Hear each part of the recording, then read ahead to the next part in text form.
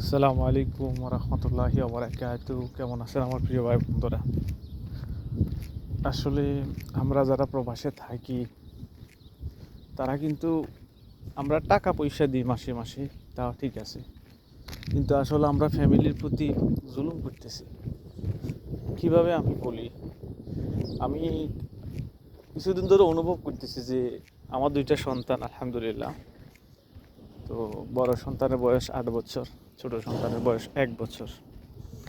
তো বড় সন্তান যে আমি আমি 8 বছর 8 বছরে বিদেশ, অর্থাৎ তার ভিতরে আমি তিনবার গেছি বাংলাদেশে। একবার 3 মাস, একবার 4 মাস, একবার 3.5 মাস ছিলাম। এবার এসে মনে হয় 7-8 মাস আমার ছেলেটা আমার পাইছে। তো 8 বছরের ভিতরে একটা ছেলে যদি বাপের সঙ্গ পায় 7 বছর অথবা 8 বছর, তাইলে এই ছেলেটা বাপের কি আদর যত্ন পাইছে। তারপরে আমার মা, বয়স্ক মা, আমার বাপ নেই। আমার মা বয়স হয়ে গেছে, ভালো মন্দ কিছু খাইতে পারে না, অর্থাৎ হয়তো টাকা পয়সা দিই ঠিক আছে, মহিলা মানুষ বাজারে যাইতেছে না, বাজার ঠিক মতো করতেছে না, যা পাইতেছে তাই খাইতেছে। তো এই বয়সে আসলে বয়স্ক মা, ওনারা ভালো কিছু খাওয়ানোর দরকার, যেহেতু বয়স 80+। তো এই ছোটো ছেলে আমার হয়েছে, এখনও আমি কোলে নিতে পারি নাই, অর্থাৎ আমার ছেলের আমি আসছি, ওনার উনি গর্বে ছিল, আমি মানে চলে আসছি, বিদেশে চলে আসছি।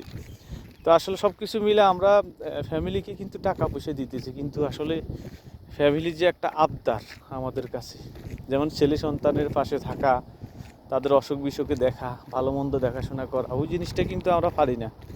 আমরা শুধু টাকাই দিই। সব কিছু মিলাই আমি অনেক চিন্তাধারা করতেছি, আসলে আমরা কিন্তু ফ্যামিলিকে আমরা ঠকাইতেছি।